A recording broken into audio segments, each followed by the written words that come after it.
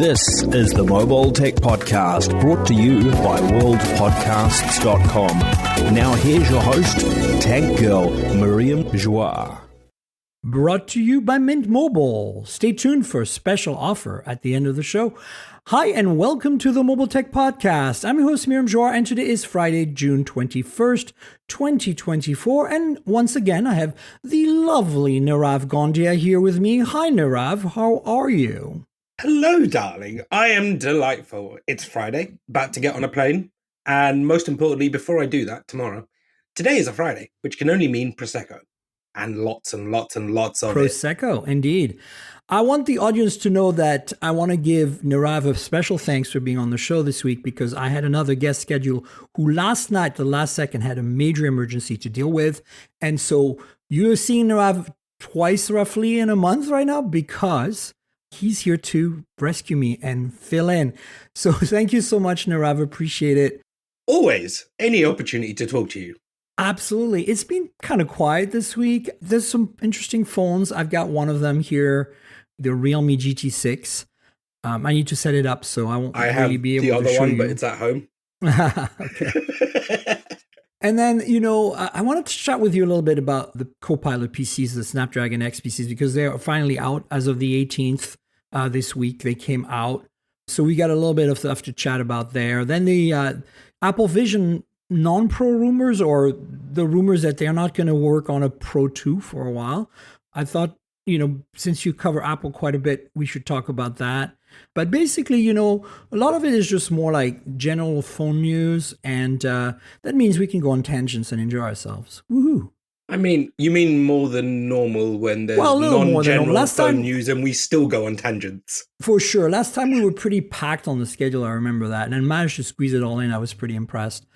So Realme GT6, look, I've got it here. This is very shiny. This is the color they sent me, which is kind of like a silver. It's a two-tone thing, right? So it's got like this very shiny mirror top, and you can see the Realme logo. I like it too. It's very thin. It's very... I remember reading on Twitter, someone was like, oh, look, they copied the iPhone design. And I just went, no, and it's all got the comments were like, are you nuts? And then I was looking at it going, I could see why someone might think that, but also, no. This is when you need someone to just go up to him, smack him. I don't condone corporal punishment apart from stupidity like this. You just want to go, no. Well, the thing about this phone that's interesting is there's really like kind of three versions of this phone, really.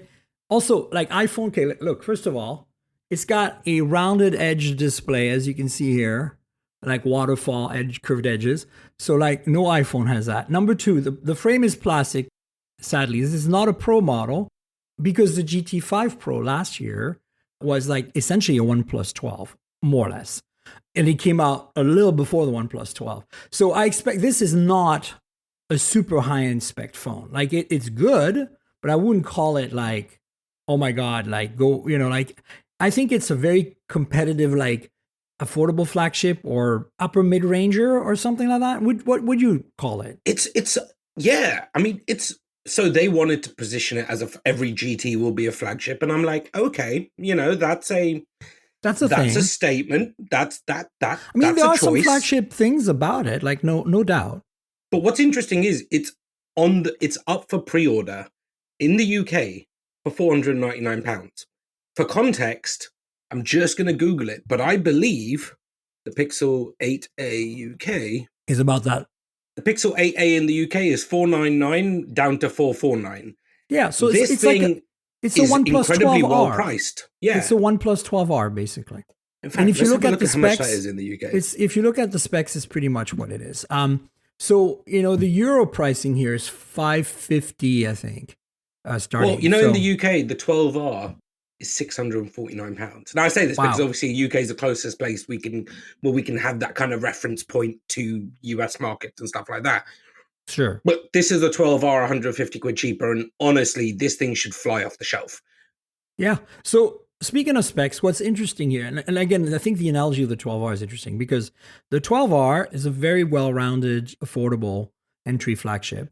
And if you look at the specs on this, it's pretty much the same. So the big news here is the Snapdragon 8S Gen 3, which you've already seen on Poco F6. So I've got two now in the house. I have two phones with that new chip from Qualcomm. And, it combines some of the best parts of the Snapdragon 8 Gen 2 and the Snapdragon 8 Gen 3. So it's actually a pretty solid chip. And I think from a price perspective, it's much more attractive to a lot of, manufacturers than the big boy, but the 8 Gen 3. So there's that.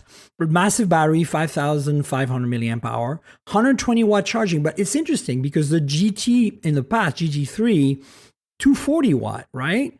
And then which I have, and it is the most I have rapid thing two. on And earth. last year, the GT5 non-Pro was also 240 watt, but it had a bigger battery, meaning it didn't charge as fast as the GT3. The GT3 is still the fastest charging BBK Group phone ever made. There are some pretty fast one from Techno, I believe, has a 260 watt.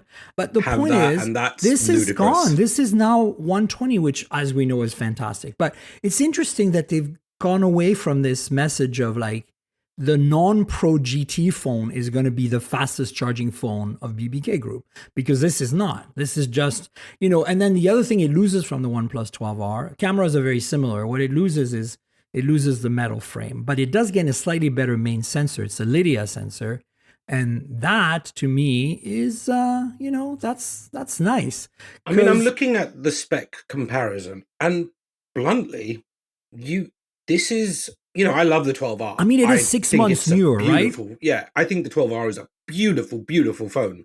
Yeah. But honestly, this thing is, this is all the phone that 98% of people in the world need. No, absolutely. And my point is, if you put them in their case that they come with, like, you're not going to notice the metal frame. It's not going to matter to you, right? Mm-hmm.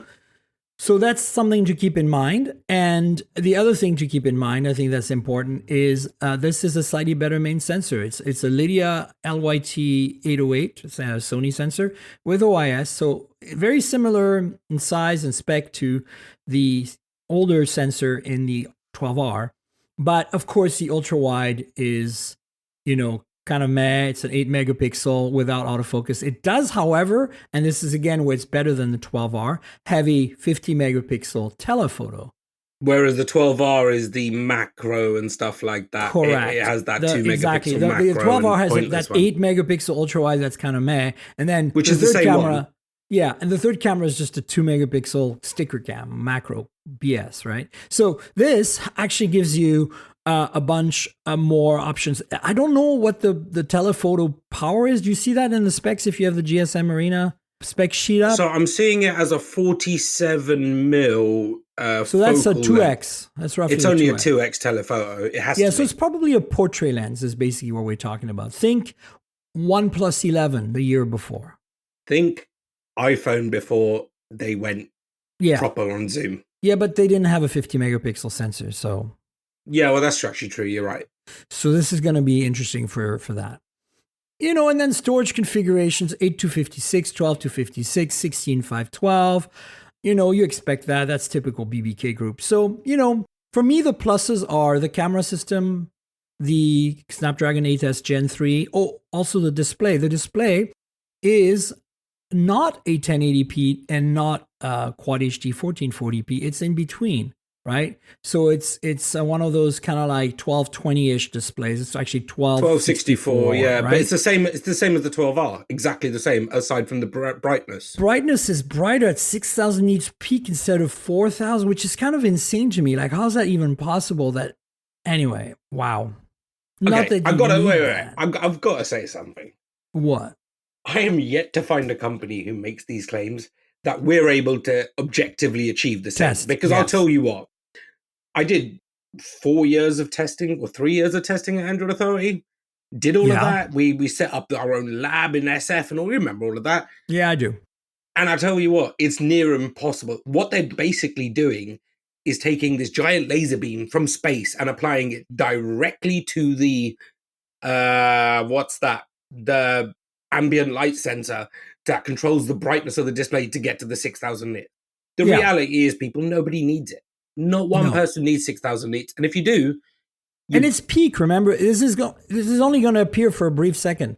Like if you're watching HDR content or something. If you're in the bright sunlight, what matters is the high brightness mode, HBM, and the high brightness mode. So if you look at specs, usually it lists nits average, nits high brightness mode, and nits peak. Peak is irrelevant. It might happen for a quarter of a second. High brightness mode is important because it tells you how bright the phone can be outside. But the difference between level. Yeah, but the difference between say 1,500, HBM versus a 2,000, you won't notice anything. Like it's not a linear scale. 2,000 is not double 1,000, right? So look, it's right. Ultimately, the test is your eyes. You go in, you come to California because we have all the sun in the world. You look out on, you put your phone in the sun, you look at it and you're like, can I read it? And can I read it better than this phone? And that's basically how you can test the nits. It's fascinating that nits and brightness is now where the world of, hey, we're going to fight everybody on everything, and what we're going to do is we're going to find the most obscure, pointless, irrelevant, and frankly quite useless metrics. I have a few thoughts on peak brightness, clearly. Look, I mean, I'm the same, but I'm not going to make a fuss about it. Ultimately, if everyone in the industry improves their overall brightness, especially the high brightness mode, I'm happy. Like if they want to boast and say, 6,000, and like I don't care. Give me all the nits. It's fine. Like if it's a selling point for you, and it would be for BBK Group phone that's primarily made for India anyway. It's all about specs. India, Middle East, that's I where get it. Peak brightness. I can imagine using something with 6,000 nits peak brightness in the sunshine, and that there's the possibility. I mean, if you're in Dubai, you need that. You need a bright screen. If you're outside for more than 5 minutes, which you probably won't be because it's too hot. Wait, you went to Dubai as well recently. I've been there a couple of times now. In the sun, like in the middle of the summer. Well, I was there in May, so does that count as summer? That's still an Arabian spring, summer, right? Yeah. No, it's Arabian summer. It's end of April until anyway, it was hot AF. That's all I am to say. Not as hot as when we were in Korea for Samsung because that's humid hot, and I'd rather have dry desert hot.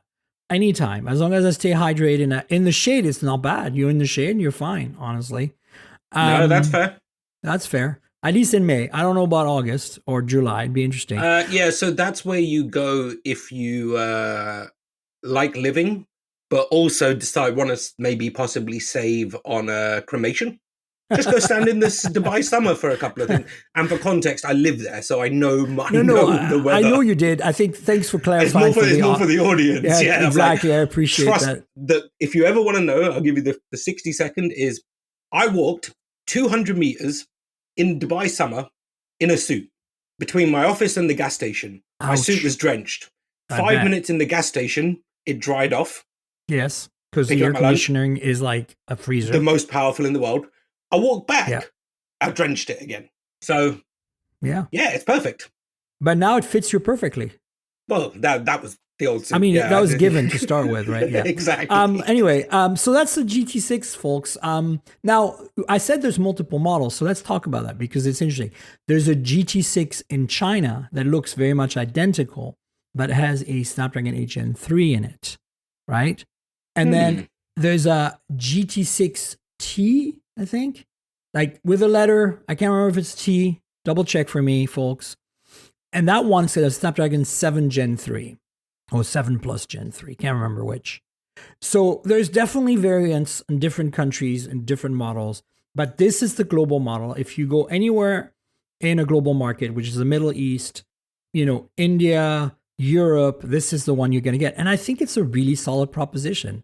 Like I think priced amazingly, and it's the phone they need exactly for many people. This, I'm honestly, I want the Pro, and it's coming. It'll probably be one of the first 8 Gen 4 phones based on last year, the 8 Gen 3 being in the GT5 Pro, and I believe it was the second phone announced with 8 Gen 3 last year. Like it was announced in late November, early December, or even mid-November.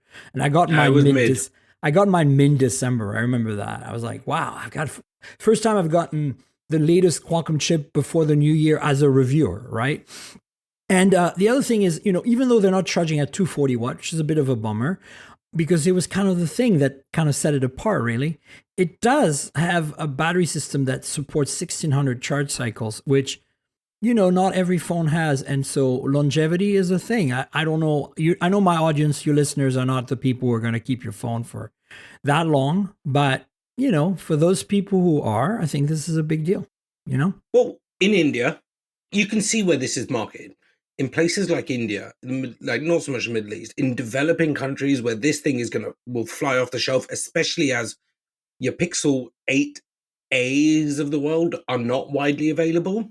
Yeah. You want that longevity because people, whereas we think nothing of changing a phone every half a minute because, well, we're the benefit of who we are. And even in most developed countries, people will change every year and a half, 2 years. In those developing countries, for most customers that this is targeting, you're talking 3 to 5 years. Yeah, no, absolutely. So I just looked it up here while the fire engine went by, which you guys won't hear because I'll edit it out. But Snapdragon 7 Plus Gen 3. And the other difference is less cameras. Oh, that's the other thing. The Chinese model, not the T, it was T, by the way. The GT6T is the one with the Snapdragon 7 Plus Gen 3, the detuned version. But the other one, the Chinese model, has one less camera. It doesn't have the telephoto. Which is strange. Which basically has the same camera system as the GT6T, which has, just two, interestingly for BBK Group, just two lenses, the 50 megapixel main and the 8 megapixel ultra wide. I think it's the first time I haven't seen them compelled to put a sticker cam in something. Huh. How bizarre. Same Maybe display, they've been though. listening. Same display, same everything else. Pretty much. The And 6. then wait, charging. I'm looking at charging. Is it different for that? Oh, nope. Exactly the same. So there you go. That's the GT6 in a nutshell with all its variants. I'm not going to lie. I'm looking here at the one in China as well. Man, that purple looks so spectacular. The colors, yeah. Like here, I got that silver one. There's like a greenish one that has more like think OnePlus 12R. And then, or 12 rather. And then, but without the marble finish.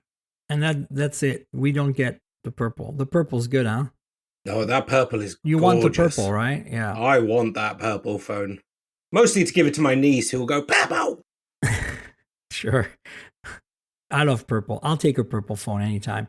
Let's move on to the next item, which is dun dun dun dun. Well, we've got new phones from Oppo. Well, they're not new. Again, they've been out in China. Same with the Realme GT6. So you say you have this one, you said. I have the Reno series? 12 Pro. Okay. I published it I tweeted about it with a picture and I put it on Instagram. When was the embargo for it? 3 days ago? Yeah, something like that. It's definitely this week's news. I'm going to be honest. What? This is the most spectacular looking phone ever. Okay, before you continue, I have a fraught relationship with the Reno phones, and I want to know. No, don't worry. I'm positive overall, but it's fraught. Is this plastic, glass, metal? What is it? What is it made of? That you can tell. Can't remember. Well, let's look it up. I'm literally looking at the announcement for it now. Is that what you're doing to figure too? out? Yeah. Wait, what kind of build is this? Let's go find. I got it here. Okay. So this is a plastic back, plastic frame. Wah, wah, wah. This is my problem with the Reno. Hey. Okay. Let me explain. Let me explain my fraught relationship with Reno before you defend it, because I don't think it's a bad phone. The Renos are always solid phones. I always enjoy them. I've given up on them because they make too many of them. There's one every 6 months and I can't keep up and I don't have time to play with them. It's kind of like the Vivo V series. You remember? Like the Vivo V series, it's like they ping me and they say, I have a new Vivo V. And then I look at the numbers and I'm like, wait, how many did I miss? And it's like two. Isn't that the one that was last year? Yeah. And they're like, no. That was the Vivo something. That's exactly what I'm saying. So the Reno 12, literally there was an 11 like 6 months ago. Look, the point I'm making is in the early days of Reno, as you know, that the shark fin selfie camera that popped out, that was super cool. And it had metal frame. Remember, it had the Reno 10X with the 10X periscope telephoto, the first periscope telephoto on any phone. Like we're talking, it was before the Find series made a splash. Oppo at the time was kind of dabbing in flagships, but not really there yet. And the Reno was showing us what they could do. And in spec wise, it was always premium mid range, right? But then they did the Find, and then they really had a flagship.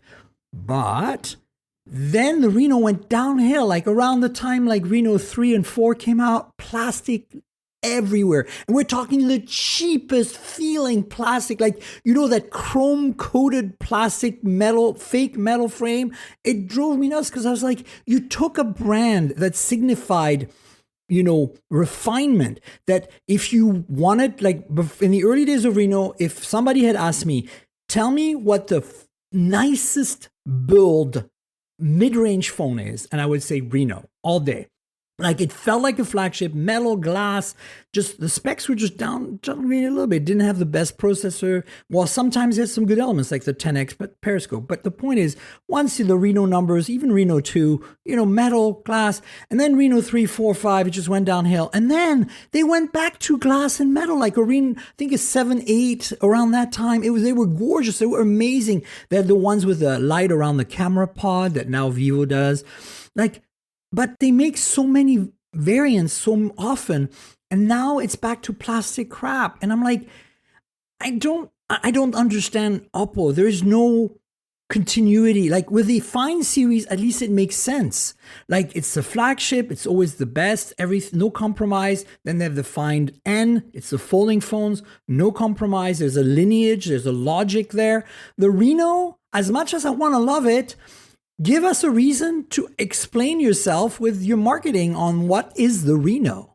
Because also the plasticky Renos, the ones I don't like as much because they don't feel as nice. And I'm not saying this plastic could, this Realme has nice plastic frame. It doesn't try to be metal. It looks normal. It's fine. I'm just saying that the prices are always super high on the Renos too. So they demand a premium for a phone that just doesn't deliver. And that's why I'm bummed that you're saying it's plastic. Okay. My rant is over. Your rant is over. I want to love the Renos. I really do. This is all I can say is earlier when I said the GT6 I think was up for pre-order in the UK. No, actually, my brain is so conflated. That's the Reno 12 Pro 5G. Okay. That's in the UK. That makes more sense. Funny because Realme that's isn't as big in the UK, right? No. It's definitely the Oppo, and it's Oppo's big return to the UK.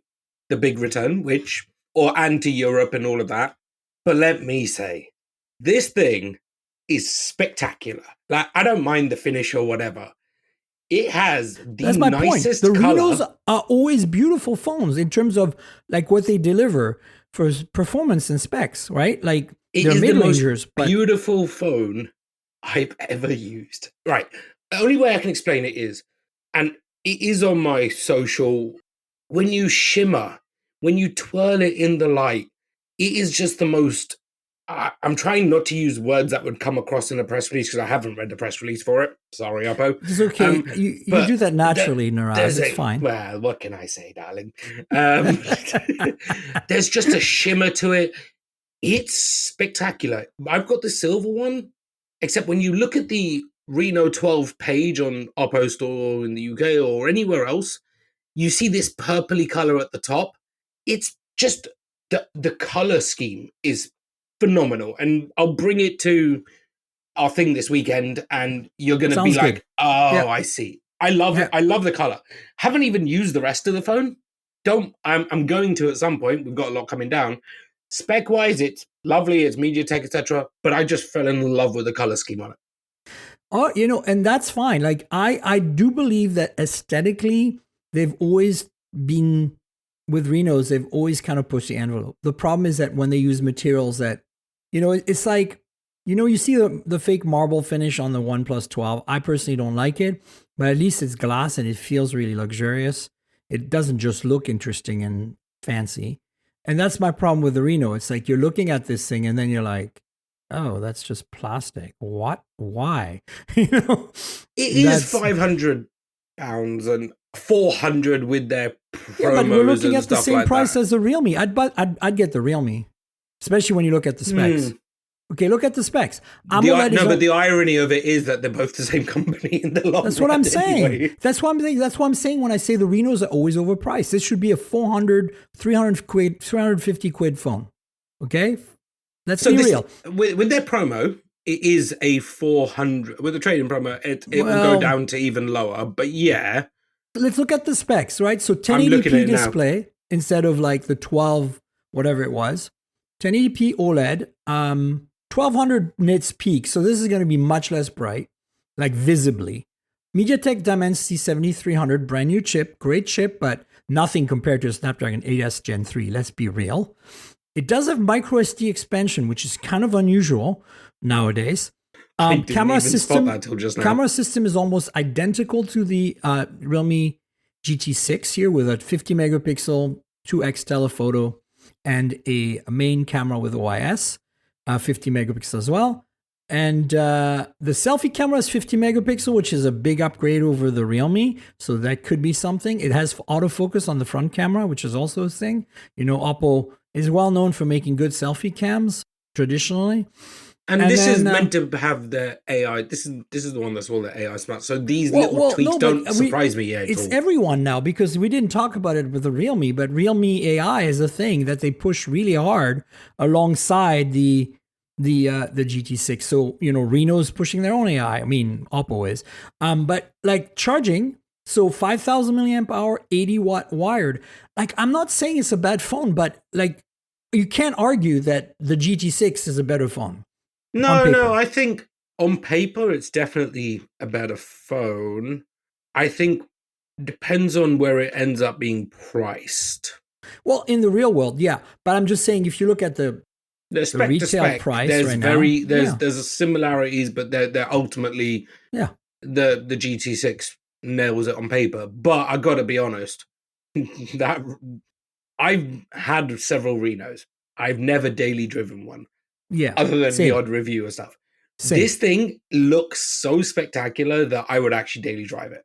And I did not expect to say that when they sent it. That purple one is very hot. So it's not purple, it's the silver. And then it's the Nebula Silver is their official name for it. And in the light, it becomes purple. Ah.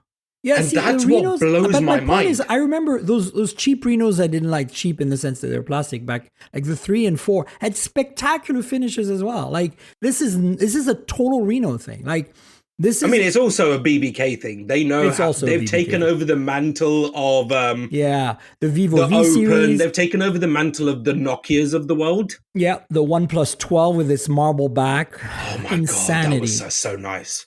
Where is mine? Oh, I know where it is. It's in the storage unit. Now I've got a storage unit off the camera there with just like the most massive amount of phones in it. Let's jump into some rumors and leaks and teasers because, you know, we love ourselves. You're a Samsung guy. We just debated this in a group chat with some friends where I was like, screw the Fold 6. It's a terrible phone. I would prefer a Pixel Fold over it. And for those people who weren't in that chat, that is blasphemy. Yes, I know. I will not have these words. I stand by this because I actually, after I had that discussion, I pulled out my Pixel Fold and used it for the day, and I was like, it's great. It's great except for the chip and the fact that it's not made very well. But in terms of my user experience, it's a better experience than the Fold for me. So you're Samsung, and I'm a camera person. So Galaxy S25 Ultra camera specs are out there, rumored at least. And what's very interesting here, you know, I just reviewed the Oppo Find X7 Ultra for Geekspin. It's out there. You should read my review. And it's got 4 50 megapixel cameras. And you know how my favorite, my darling, my absolute favorite phone of 2024 so far, the Xiaomi 14 Ultra, is also 4 50 megapixel cameras. Well, I think finally Samsung enters the chat because the rumors are it keeps the 200 megapixel main, but then all 3 cameras are 50 megapixels. The ultra wide's going to 50. The 3x telephoto is going to 50. And of course, we know the 5x telephoto is already at 50, right? Yeah. Wow. What do you think of that? Because I'm excited about that. This could be really good. Look, I love my S24 Ultra. I have a post coming out early, probably at some point in the next week or so, about why it's the only phone I take to weddings. There's a real reason for that, and it's all down to the way they do portrait mode and stuff like that. Love it. These changes are going to be great. It's not about the megapixels, though. I really want to see them take a page out of the book and go for the bigger sensor sizes. I'd like to agree with you that in absolute principle, it's not about the megapixels, but we do not live in that universe anymore. I think that myth needs to go away. It was valid back in the early days, but today, in a phone, you need the ability to pixel bin. You need the ability to center crop zoom losslessly at the sensor level. And that is not allowed if you don't have a sensor that exceeds 48 megapixels. So I agree. 50 megapixel is necessary for it's table stakes. That's exactly. The thing. Like but there was a time when it didn't make a difference.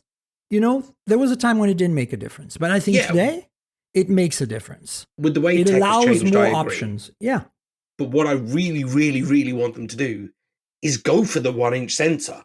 Go all out. If you're gonna make an Ultra, show us everything that's possible inside Samsung camera. If you think about it, that 200 megapixel sensor is pretty damn massive. It's not 1 inch, but it's really big. And by the pixel binning, you can get close to the size of the pixels of a 50 megapixel 1 inch sensor. So I'm not too vexed about that. Also, Samsung, how can you go back to less than 200 on your flagship when you've been at 200 for how many years now? And you were at 108 before that for how many years? This is Korea. Put yourself in the Korean mindset, right? It's a marketing remember nightmare LG to do and that. marketing, and Samsung's not far behind, right? I cannot fault them for that. I cannot. Look, I think the 25 is going to be a fantastic camera. They've already, they were talking about, we're going to new algorithms to improve the quality of photos and videos. Fine. There's been complaints of people who go the S24 Ultra isn't great, and I'm like, I don't know what people are talking about. It's not perfect, but it's still my favorite phone to shoot with. Look, this is a very subjective thing. It's like me and my hatred of plastic frames, right? Like I actually don't mind plastic backs. I'm totally fine with that. Charging. And OIS back in the day when it wasn't table stakes. Sorry, I just had to say it. No, dude, it's so true. I didn't get upset about the GT6 and the Reno 12 Pro not having wireless charging because that's normal for these phones. The BBK group at that price point doesn't do it.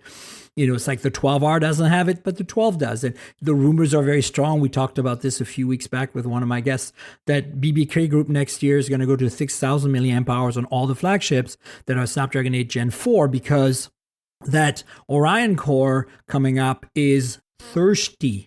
And they're not going to put wireless charging to keep the phones thin. We know it's coming. I'm going to lose my freaking mind. I'll have you on the podcast. You'll be petting my head and saying, it's okay, Miriam.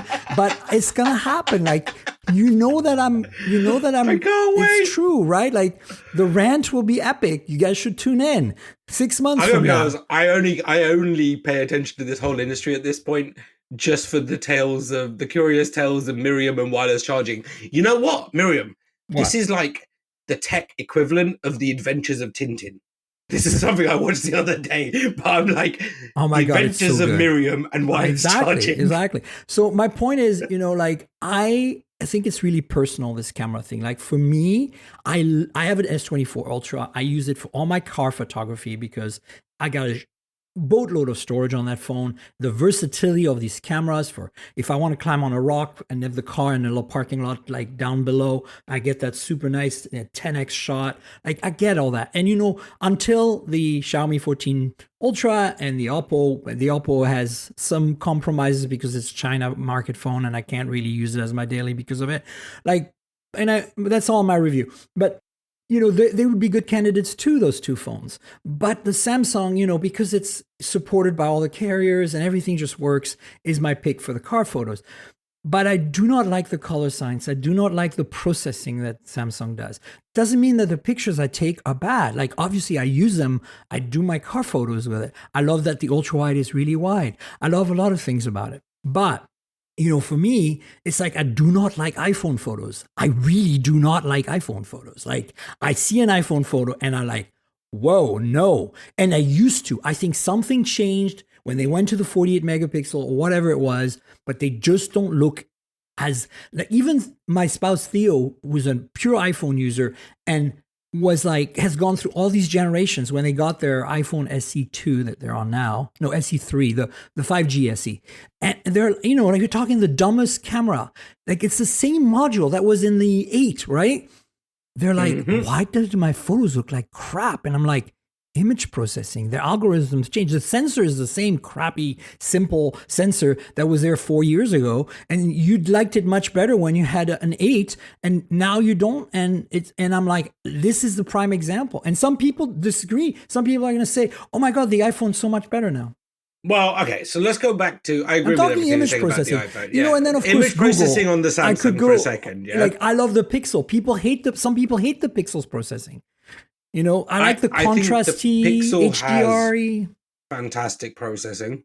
But personally, I love, so what, without going down the rabbit hole, the reality is most people don't think of it about the color science. They don't think of it by, what is more technically accurate or anything. Do the blind camera science, and what it comes down to, what is the most visually appealing. But you saw what the blind camera test, the most reliable because of his audience size blind camera test we have right now is Marquez.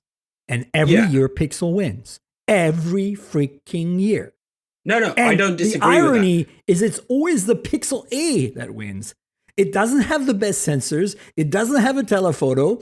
So this to me proves it's all about image processing, the perception of the images. And I'm not saying, again, if I only had to have a Samsung all day long, no matter which one, even like an A54, I think it would be perfectly fine. We're at the point now where Samsung nails it, Apple nails it. I'm talking preferences here. Like I'm talking microscopic variations in image quality. So when it comes, preference-wise, for me, Samsung all day, and I'll tell you the simple reason. And it's interesting because this all boils down to those minute differences in how they decide to pick. Is their color science more natural, more vivid, more warm? Everyone's got those balances. Yeah. For me, regardless of the phone or display you're using, I love Samsung color science because when you hit those if for people, stuff like that, meh. But when you're hitting anything with color, with that's why I do it for the cars. Yeah. Yeah. It just looks like someone took a photo from anyone else and just went, you know what we're going to do? We're going to amp the colors to 50x. And it just looks spectacular. Yeah. On my Google Home, on my Nest Hub Max, for example, or the Pixel Those tablet. Names.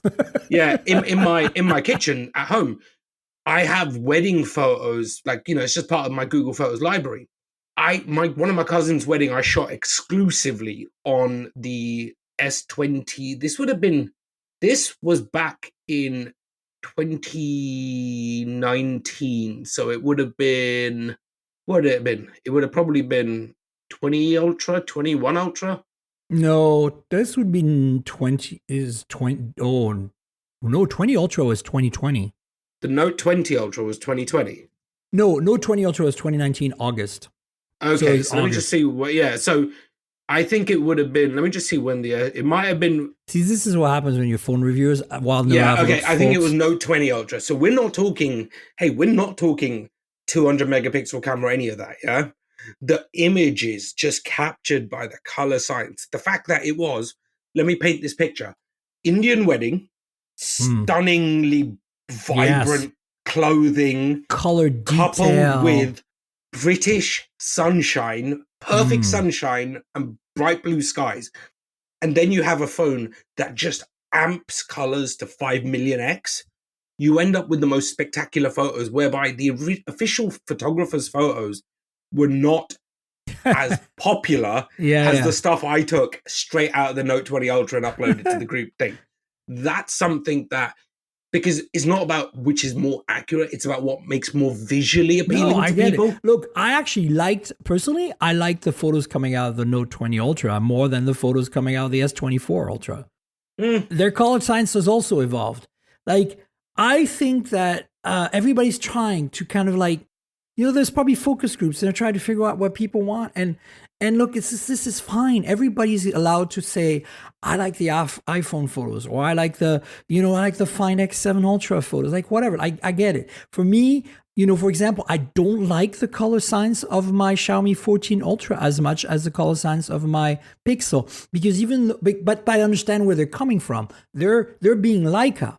They're like, we want it to feel like a Leica camera. And Oppo wants it to feel like a Hasselblad camera or OnePlus. And you feel that in the photos. However, I'm so used to Pixel that I need that dynamic range to be a little more flat, in the sense that I don't want to see too much highlight. I want to see a bit of shadow. And, if I take, if you think the Pixel is contrasty by default, like, the Xiaomi is contrasty by default. Like, it looks like a real camera. It looks like someone just went, "Ooh, what happens when I take contrast and make it plus 700 in Lightroom?"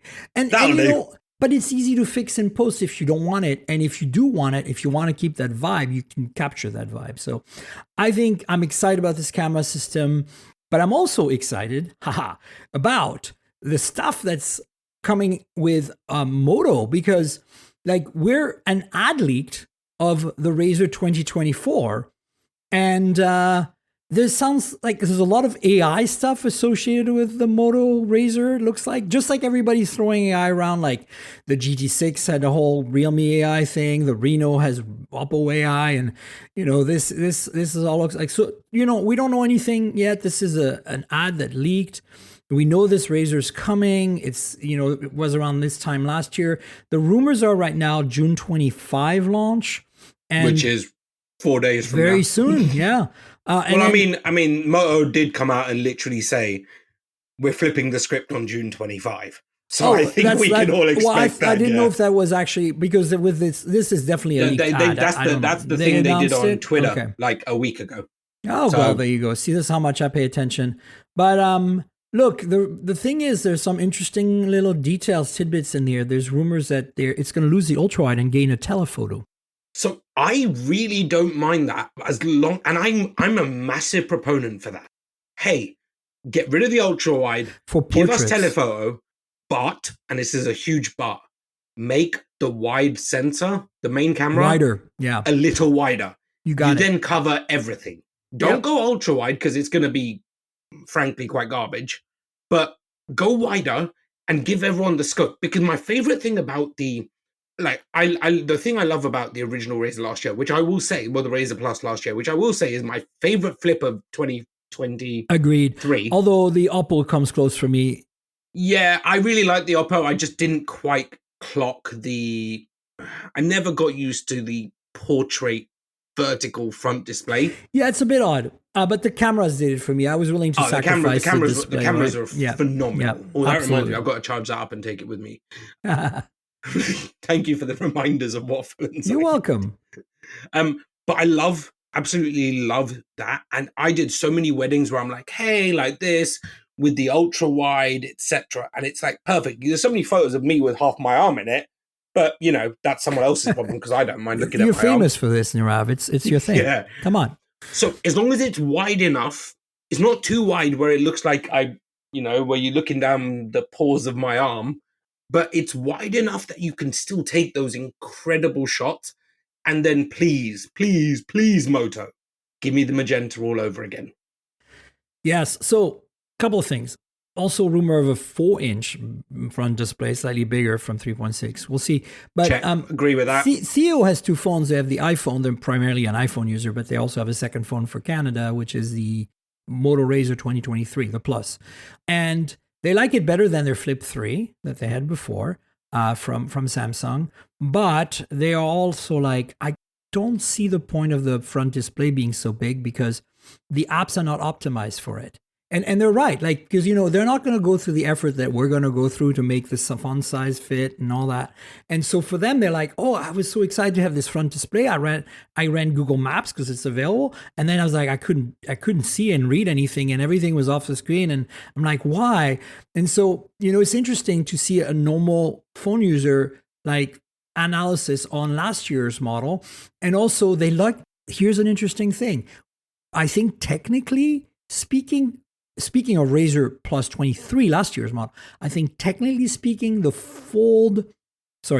Flip 3, 4, and 5 from Samsung have a better camera in the sense of Samsung has better image processing, right? We all agree, like, that's fair, right? Listen, you could take $100 Samsung phone and it will beat Moto. Here's a normal person's assessment. They like the camera on the Razr better. Wow. Yep. Granted, they said yes, it doesn't capture motion as well. That's the big problem with the Moto. But they're like, other than that, they like the results. They like the results better. And I was like, wow. I've got to be honest, man. This is I'm excited about everything because we know that the next 6 months are going to be the most spectacularly we crazy say that every busy. 6 years, though. I mean, it's we say that every 6 months, not every 6. Let's be honest. Yeah, exactly. 6 months. This is going to be a very insane year ahead, or the rest of the year. But Moto is just like, I went back to the Razr, and even though the Flip 4 or 5, what number are we on this year? 5. Last year was 5. Yeah, okay, got it. Tell me, we're having that kind of day today. Flip 3 and 4. I know. I'm sorry. Look, even though the Flip 5 is objectively a better phone overall, I agree. I can't help but love the Moto because it's, for once, it's the phone that captures everything. Captures everything the original Razr did, and you know what it is? Owns the mind share. Quirk. Yeah. In the same way as OnePlus or Oppo own the mind share on the folding phone. Like, we were talking about Pixel Fold earlier versus, I would still pick an open all day long. Open all day long, right? Like, no contest. But the fact that Samsung cannot get the mind share of the, sorry, I don't like to use that word, but it's kind of appropriate here, tech elite, us, you listeners, you guys are the people who know better about what you want.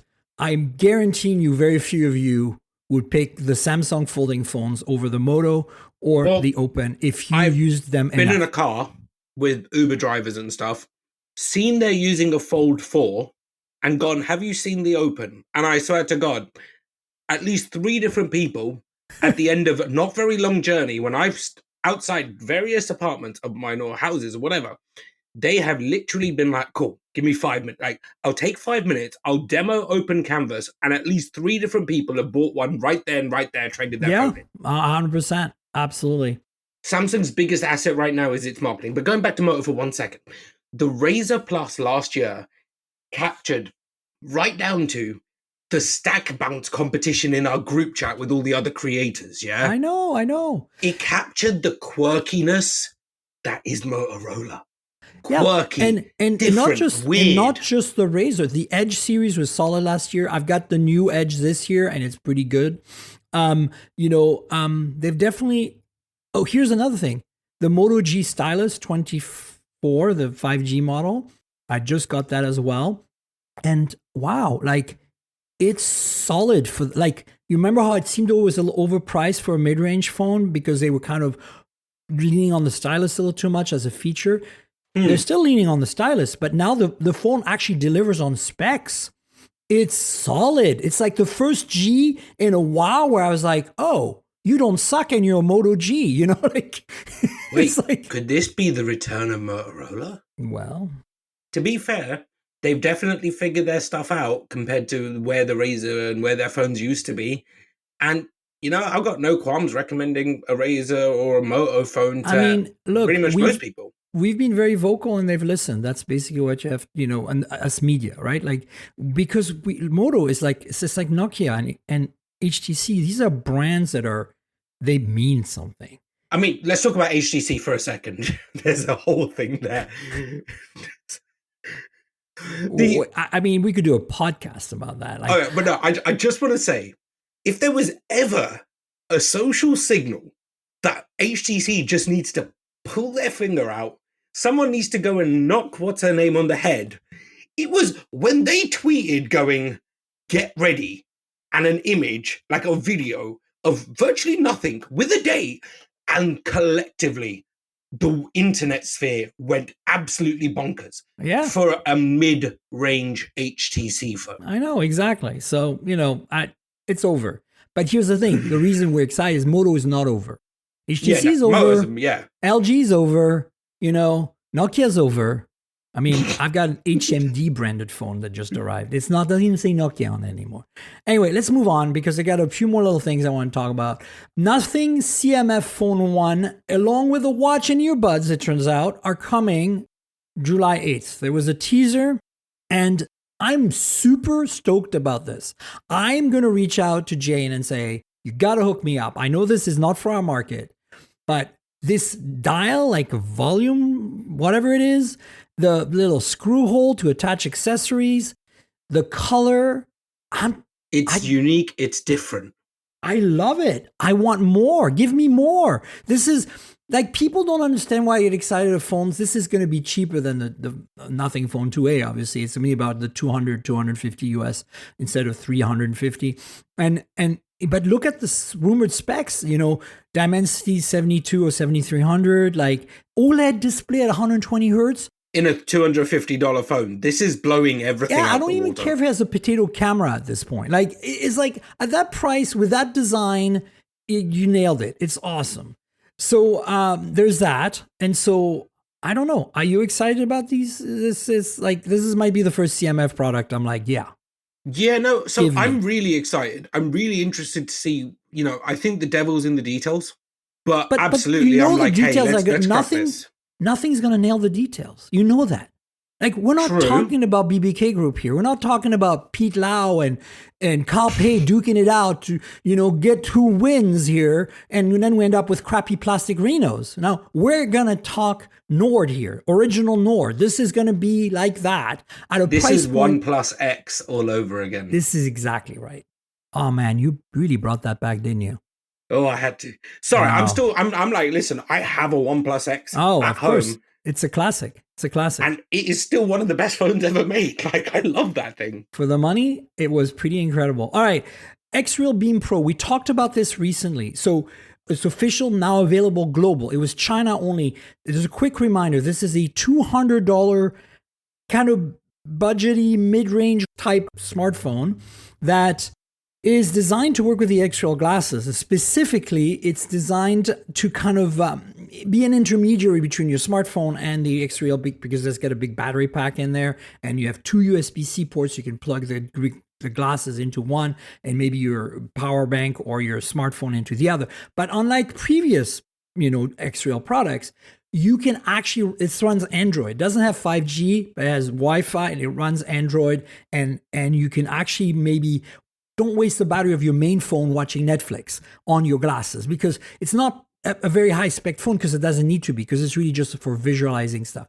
But here's the cool part. It has two cameras in the back to do stereo, 3D photos and video recording. And the specs on those don't suck. And I think it's going to be really interesting. It's kind of like the Evo 3Ds come back as a budget mid-ranger that connects to a pair of 3D glasses. Awesome. I think it's different, it's unique, and I can't wait to try it out. Exactly, especially with that price. Now, and listen to this. We could buy, mental maths time, 17 and a half of these for the price of a Vision Pro. Vision Pro. And here's the cool thing. So it's got micro SD expansion, 27-watt charging. It has an LCD display. Like, don't get too excited here. Lots of chins and bezels, obviously, because it's a cheaper display.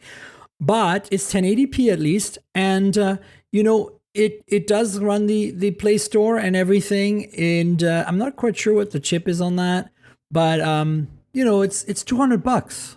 8256 for $200. Like, you can't go wrong. 6128 Wi-Fi for. Oh, okay, that's the cheap 200, one. and then that's not too bad, right? So yeah, I mean, it's the original X Beam was what, 110. It was nowhere near as good. That did not have a display, right? No, it was nonsense. So spec wise, it's Snapdragon 6 Gen 1, which is I mean, listen, let's just be honest. It's fine for what it is. It's on Reddit. It's by Google standards, it's the most out. It's a Netflix machine. It only has three jobs. big battery to power the glasses, being able to play back video and content to the glasses natively, so you don't have to use your smartphone. You can still use your smartphone if you want. So if you have like a video game you want to play, no problem, because that chip's not going to play games that great. And then the third job it has is to take photos with that stereo camera system. I think it's really cool. And do you know what I just realized? What? Random, like tangent. Why haven't more companies done this? Because the parts that are in this are not special. And you know that all these big guys have plenty of these parts in bins that they could easily whip together a $200 thing for. And here's the thing, you don't even need glasses. Sell this as a kid's device and it would be perfect. Look, it's because it's X-Real. They are looking at it from a different angle. These other guys are just looking at another smartphone. They're not thinking of putting 2 USB-C ports on their phones unless it's a gaming phone like the Asus ROG that had like 2 ports at one point. But look, I think this is cool. I'm getting a hands-on very soon with it, and I think I've requested reviewing it. Let's see if I get it. Moving on, we have another couple of things I want to chat with you at least.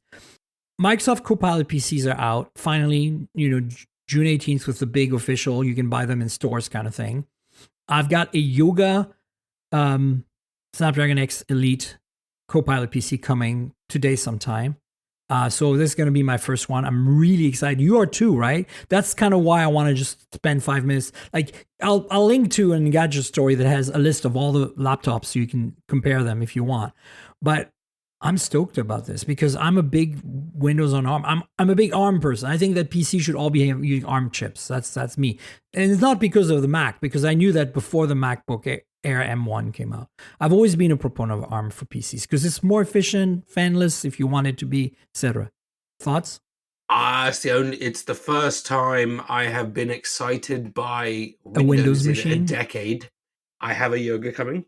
I have requested just about everything else under the sun. Same with me. I can't bloody wait. This is going to be fabulous. I know. It's incredible. So, however, let's just say one thing.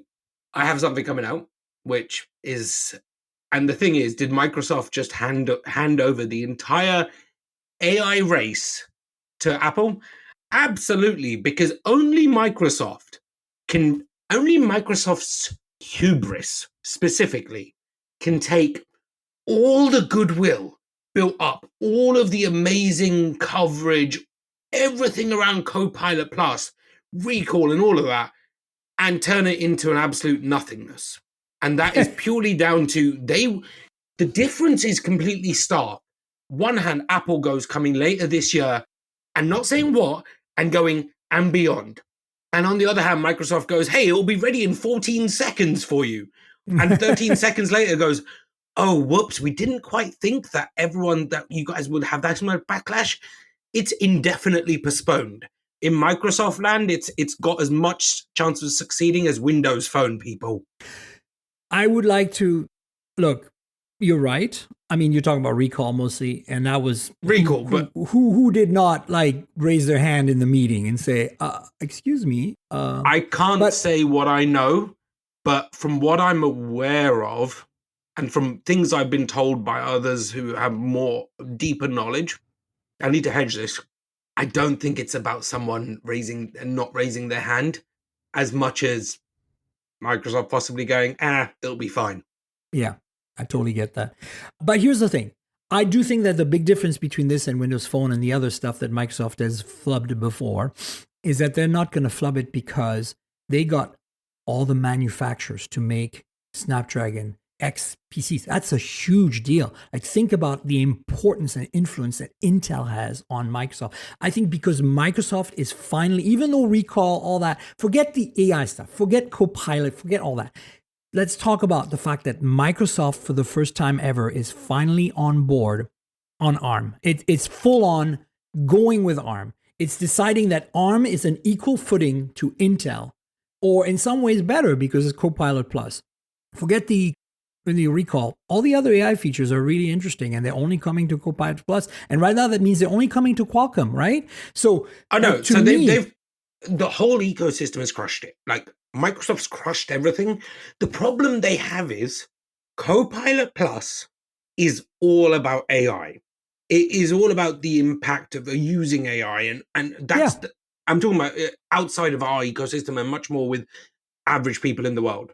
Right. The problem they have is the amount of bad coverage they've just had about recall means that people are inherently... That's us. Like the average person has no idea there's even an ARM Windows PC coming that they can buy at Best Buy. Disagree, because... And when they do, listen to me, when they do, they will get the best battery life, the best experience they've ever had on a PC running Windows, ever. It'll be the MacBook Air M1 moment for Windows. And it doesn't matter how much AI features there are. It'll be magical. And that will start a new trend.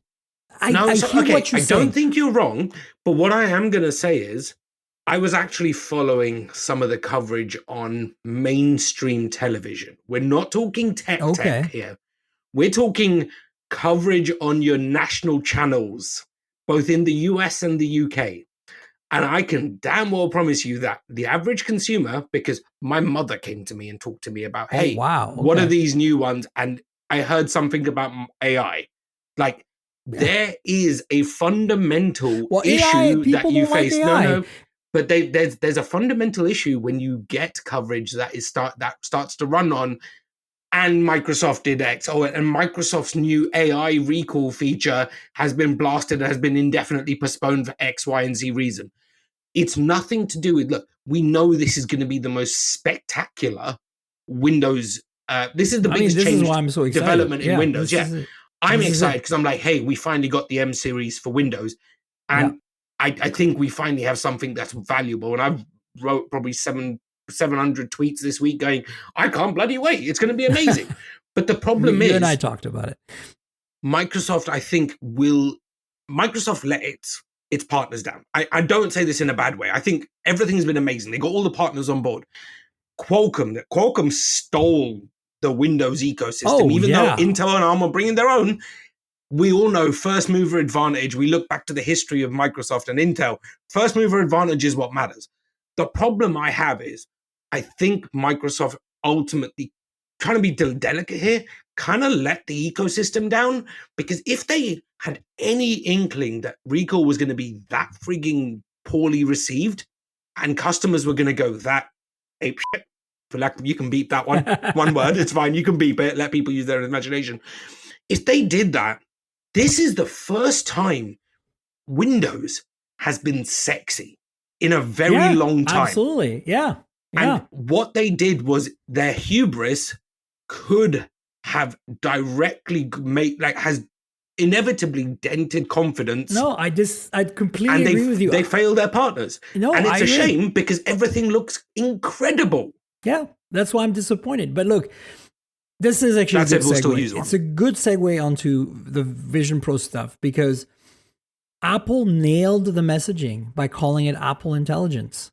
They managed to pull themselves away from the AI craze and the negative connotation beyond recall. I'm talking in general. The general vibe out there, I agree with you that the general vibe for the general public is that AI bad.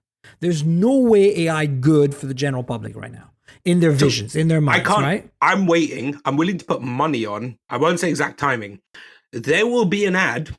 The more Microsoft flubs this and others mess up, the more ammunition there is for Apple to run a simple ad that just goes, that's AI. It's not Apple Intelligence. That's it. Yeah. One ad will own the space for them. So, the interesting thing here, like, obviously, Apple Intelligence is really smart marketing. We know that Apple is really good at marketing. But my question to you is, there's these strong rumors that they're going for a Vision Affordable versus a Vision Pro 2.0. Now, this makes perfect sense to me. The headlines have been spinning this in weird ways saying, Apple's not making a version 2. Well, they're not making right now a version 2 of the Pro because they're realizing that they need to go to a lower price point and maybe they don't need that external display, which is kind of creepy and not everybody needs and uses and wants. Like if they can bring it down, if they can bring it down even to like 1,500, I think that would be more palatable for a lot of people. And my audience, us, the nerds, we would be more on board to try it because 2,500 is really tough to swallow. And so I find these headlines a little misleading, but I think it makes perfect sense, right? Wouldn't you say that Apple would go for a non-Pro Vision next? Vision Pro 2 was a misnomer. It should never have been something they were working on. It's 35, not 25. Oh, for the yeah, Vision sorry. Pro. You see, I'm already like in my head forgot how expensive it is. If they can bring this under 15 and then make the next one under that, what they need is the Vision Air, the Vision, and the Vision Pro. And you want the Air to be the thin, light, super powerful. This does not work for Apple.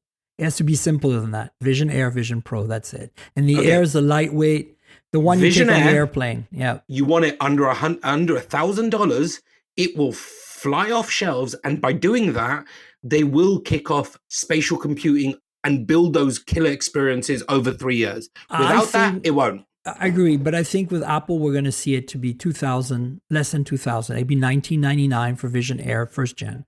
And then as, that makes it much more accessible. Now people get excited. Next gen Vision Air, there'll be a Vision Pro, of course, but next gen Vision Air will be in the 1,500. And then, I think it'll stabilize around that. No. Remember, Apple made us all believe that $1,000 smartphone was a normal thing. And now we're at $1,500 for the folding phones. Okay. Yeah. So I don't think if they launched the Vision Air under 2K, the one thing I disagree with everything you said, apart from they're not going to go down to 1,500. They'll just keep going up. And that will become the standardized norm of everybody. Yeah, okay, so maybe I'll do 1,500 and then go up. But my point is, it's not going to be, you don't expect it to be less than 1,500. I don't think that's reasonable. And because that's fair. Apple can charge more. Like freaking Apple Watch Ultra is $799. Like it's a phone. It's the price of a phone. The last thing I'll say is, when they get the Air down to that price, the Vision Air, we're going with Vision Air as the name. When they get it down to that 1,500 price, the key part to this, absolutely key, is not the overall retail price, is how much can you buy it through your carrier. That is the difference of, if carriers can sell this, but it doesn't then have it's 5G. a gamer. It needs 5G for that. Because the carriers are not going to touch if it doesn't have 5G. Disagree, and I'll tell you why briefly. Retail, and I'd spent about 12 years in retail, you're so a I retail understand. Guy, I know. I know retail. Carriers love Apple products because the ARPU, average revenue per user, is infinitely higher. Yeah. If they can sell a product, like for example, you can go to Verizon, T-Mobile, you can buy AirPods Pro because they're an accessory for your iPhone, and you can pay for it over 2 years. Yeah. Same thing will happen to Vision Air. Air. Fair. It's an opportunity, but they'll make sure you can only buy it if and have the connectivity and the options to buy it as part of a new iPhone sale, or you have to be on the Apple One Full Works Plus promo plan. I see your point. I think it's very valid. But I'm just saying that, it's still going to be a bit pricey in our sale, even on a plan, right? Unless it can be bundled like it do bundle the watches, which... The last thing I think I'll say is this brings back to what I said last year, and I think it's inevitable. Apple will one day do one major hardware bundle. You pay Apple $500 to $700 a month, and every year you get a new phone, a new Mac, a new watch, a new Vision, a new this, a new that. When they do that, and I said this to Emil 4 years ago, and I wrote this last year. When they do that, they will do that as soon as they have to start reporting iPhone sales numbers are lower. Because the minute they go there, they can go, we're no longer reporting individual hardware sales. We're now just talking subscription revenue. That's all Apple wants. Oh my God, you're so right. And this is basically like leasing a car at that point, because if you add up all that hardware, you're looking at the price of a small car. And you know what? People would buy it. And I'll tell you what, you offer me an Apple bundle with a new Mac Studio or a MacBook Pro and iPad and all of this every year, and they have to get to yearly upgrades on this because it doesn't work otherwise. You offer me that for $500 to $700, I'll snap your hand off right now. I think $5, and you get an iPhone, an iPad, a MacBook of some kind, AirPods, watch, Apple TV, like watch, just the stuff that you can throw in for free. Yeah, well, maybe there's a $799 plan that adds a desktop machine to that, but most people don't care about that. Mac Studio is an exception. It also depends on how you customize and build your own bundle and stuff like that. But that's the future, and that will be the last thing I reckon Tim Cook does. Before and he says, that up. Mic drop, bye-bye. I'm out of here. Yeah, and I think because he's a supply chain man, he will recognize the value of that. the thing that will happen is, and the reason it's amazing for them is because they'll take all the old hardware in, i.e. the trade-ins, and because you have to exchange your old one for new one, just like the upgrade program. Refurb, and then offer the bundle at $400 with slightly older hardware. Job done. Yep. This is how you build an ecosystem play that gets people in. And here's the crazy thing I realized about iPhone upgrade program. Once you get to a year, you're basically locked in for life. You'll never stop. So there you go. Well, on that note, this is a great way to end. Narav, tell folks where they can find you on the internet, where you write, where you have all your social media handles, all that good stuff. Yeah, you can find me at House of Technology. That's my brand. I write a newsletter, impact.hot.tech. Find me at Nirav, Nirave, on most platforms, or at Nirav G for golf, and at hot.tech, spelled out HOTDOTTECH. Thanks for following. Yes, folks, subscribe to the newsletter and remember to check out Nirav's stuff on social. And you can find me at Tankgirl, TNKGRL. That's my handle on all the social media. That's Twitter, X, Blue Sky, Instagram. It's like the comic book character Tankgirl. Just drop all the vowels, you get my handle. Find me there, talk with me and Narav about this podcast. And the podcast lives at mobiletechpodcast.com. We're on all the major podcasting platforms. So if it's your first time here, please subscribe. Tell your friends to subscribe if you like it. Spread the good word. And then, of course, there's a YouTube channel, youtube.com/mobiletechpodcast. Like, subscribe, tell your friends, click the bell below. You know how it works with YouTube. So please consider it. There's a bunch of unboxing videos there and stuff like that. And then finally, if you want to support me and help me out with this podcast, there's a Patreon, patreon.com/TNKGRL. That's basically where you can get a video version of the podcast. It comes out a day in advance usually, and we get to show you phones like we did with the GT6 today. And we get to see, yeah, exactly. And you get to see our faces and, our reactions and our gestures. It's a lot of fun. So it's a nice little bonus, $5 a month for the video. Every week you get a podcast. So consider helping out if you can. I'd appreciate it. There's other tiers and perks there if you want as well. So that's patreon.com/Tankgirl. That's patreon.com/TNKGRL. And I want to thank our sponsor this week, Mint Mobile. I review a lot of phones, so I'm constantly juggling multiple devices. While that's fun, it also means I'm spending a lot of money for wireless service on multiple SIMs. Thankfully, there's Mint Mobile, and that's who I'm teaming up with for today's podcast.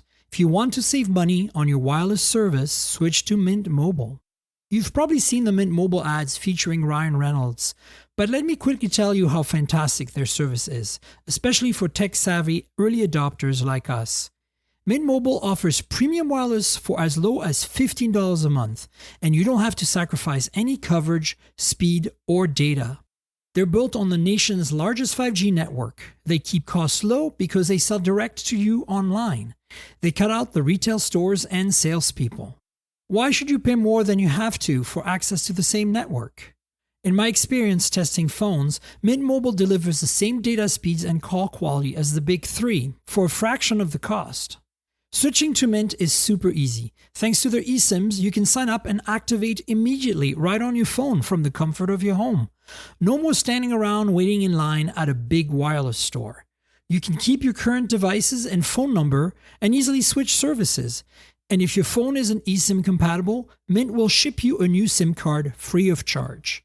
The whole process only takes 15 minutes, and if you get stuck, Mint has a great customer service team to get you through it. All Mint Mobile plans include unlimited nationwide talk and text, plus lightning-fast 5G and free mobile hotspot. Mint will show you how much data you use each month and recommend plans that save you money. Mint also offers a modern family plan that lets you set up a super affordable family plan with as little as 2 lines. Use my link, mintmobile.com/mobiletech, to get premium wireless starting at $15 a month. Stop paying more than you need on your wireless bill and start saving big with Mint Mobile. And finally, thanks again, Narav, for being my guest and rescuing me this week with this emergency. I really appreciate you kind of filling in last minute. Thank you. Always. Thank you for having me, darling. Always great insights. We'll have you on the show again, of course. And folks, we will have another show next week, so stay tuned for that. Until then, cheers, everybody. Bye. This has been the Mobile Tech Podcast with Tank Girl, proudly presented by worldpodcasts.com. You can visit us online at mobiletechpodcast.com.